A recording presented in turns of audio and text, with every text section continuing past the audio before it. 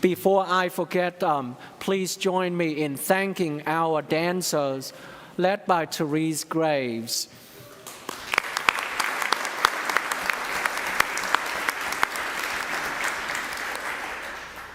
To those who want to pray the Station of the Cross, there are 2 sessions on Friday, April 18.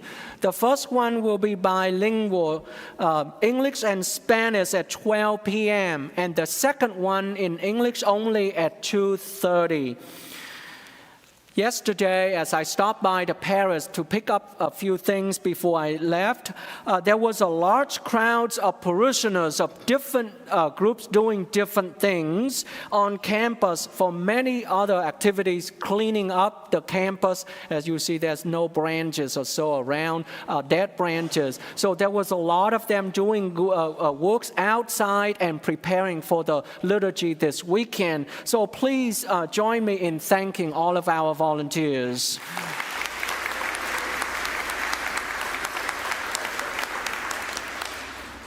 As you noticed just last week and this week, this new configuration of our worship center was done by the many hands and talented minds, from setting up the chairs, the altars, sound systems, and camera, and so on. Moreover, I learned a few days ago that the pieces of artwork hung behind the altar right here, there's 7 of them, were crafted by the hands of Bob and his wife Dottie Lockhart. They are no longer members of Epiphany, but we are grateful to them. Please join me in thanking our volunteers led by Tony Simpson, Tom Hayes, Deb Sachs, Bob and Dottie Lockhart, and many others.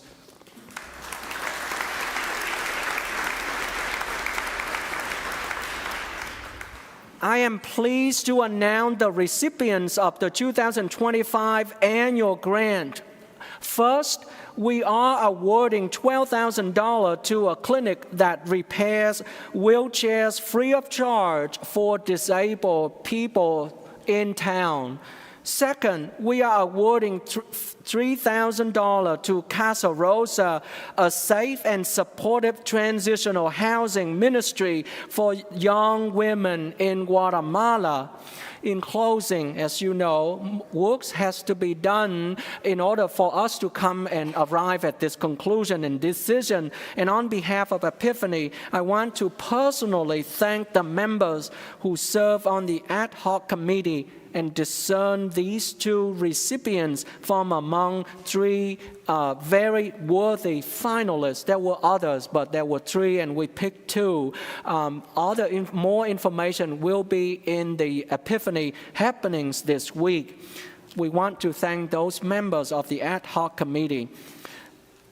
The issue of water leak outside the church, as you recall, and in the circular drive was repaired. The next step is to seal the driveway and the affected concrete area. Knowing about this and showing concern about this, the parish received a very generous donation from one family. This will help offset of total costs a great deal. The parish and I are very grateful to this family. And here is my humor. I like to add a little bit of this. If any other families would like to contribute, we will not say no. Another note related to this matter of generosity of our parishioners. We are still accepting gifts to support the creation of our Easter garden. As you recall, historically, parishioners donated plants, but we changed to sponsorships a few years ago to be sure all the flowers were the type that would do well indoors with minimal sunlight. So please help making this drive a success this coming week if you can. And finally, liturgy schedule for the Holy Week and Triduum is in the bulletin. Please be sure to pick up a bulletin for details on many other activities. Thank you.